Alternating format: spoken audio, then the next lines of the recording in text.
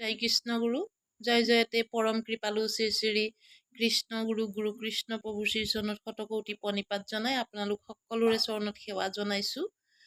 আজি মই গুৰুদেৱৰ চৰণ ল'ম বুলি আশা কৰি ভকত এগৰাকীৰ লগত টিকেটো কৰা হৈছিল, পিছত টিকেট কেঞ্চেল কৰিলোঁ কাৰণ আমাৰ মহিলাসকলৰ বহুত অসুবিধা থাকে। ঈশ্বৰ অন্তৰ্যামী, তেওঁ জানে। মই যাব পৰা অৱস্থাত হ'লেতো মই গ'লোৱেহেঁতেন, কিন্তু নোৱাৰিলোঁ। প্ৰভুৱে কৃপা কৰিলে অহা সপ্তাহত এবাৰ গৈ প্ৰভুক চৰণ লৈ আহিম বুলি ভাবিছোঁ। বাকী প্ৰভুৱে ভকতক যি কাৰণেৰে মাতি নিছে, সেই ভকতসকলৰ ওপৰত যি কৃপা, মই যদিও উপায়হীন হৈ ঘৰত আছোঁ, মোকো যাতে সেই কৃপা কৰে।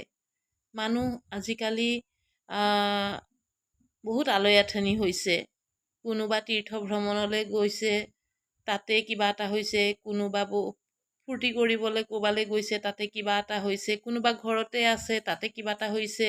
বিভিন্ন জাগাত ডাঙৰ ডাঙৰ ভূমিকম্প। আজি যেতিয়া ৰাতিপুৱা 10টামান বজাত নিউজত পালোঁ অসমত ভূমিকম্প হৈছে, এতিয়া কথাখিনি ভাবি আছোঁ যে প্ৰভুৱে ভকতখিনিক মাতি নিছে আৰু ভূমিকম্প আহিছিলে। গতিকে আৰু যে নহ'ব তাৰ কোনো কথা নহয়। প্ৰভু ঈশ্বৰে আমাক যাতে ৰক্ষা কৰে। যি ধৰণেৰে আপাৰত ইমান বাৰিষা পানী কিমানখিনি হৈছে, তাৰ মাজতে বহুতৰ অনিষ্ট হৈছে আৰু বহুতক ৰক্ষা কৰিছে প্ৰভুৱে। সেই ৰক্ষা কৰা সকলৰ দৰে যাতে আমাকো প্ৰভুৱে ৰক্ষা কৰে, এই প্ৰভুৰ চৰণত প্ৰাৰ্থনা। প্ৰভুৱে যি ধৰণেৰে বাক্য কৰে, আমি সেই ধৰণে যেন প্ৰভুৰ বাক্য ৰক্ষা কৰি আমি চলিব পাৰোঁ।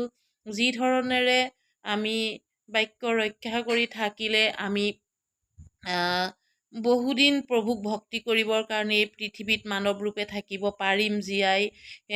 কাৰণ শৰীৰ নাথাকিলে আত্মাৰ কোনো মূল্য নাই। শৰীৰ আছে মানেই আত্মাৰ পৰিচয় হয়। গতিকে এই শৰীৰটোক লগত লৈ আত্মাটোৱে যেতিয়া চলে, সেই আত্মাৰ পৰা যেতিয়া কৰিবলৈ ইচ্ছা হয়, তেতিয়া হাত ভৰি চকু কাণ নাক গোটেই বস্তুৱে কাম কৰে। আৰু সেই কৰ্মখিনি যাতে এই শৰীৰটোৱে ঈশ্বৰৰ কৰ্মত লাগে, তাকে প্ৰাৰ্থনা কৰিছোঁ আৰু প্ৰভুৰ কৃপা বিচাৰিছোঁ। প্ৰভুৱে যেন আমাক সদায় কৃপা কৰি থাকে।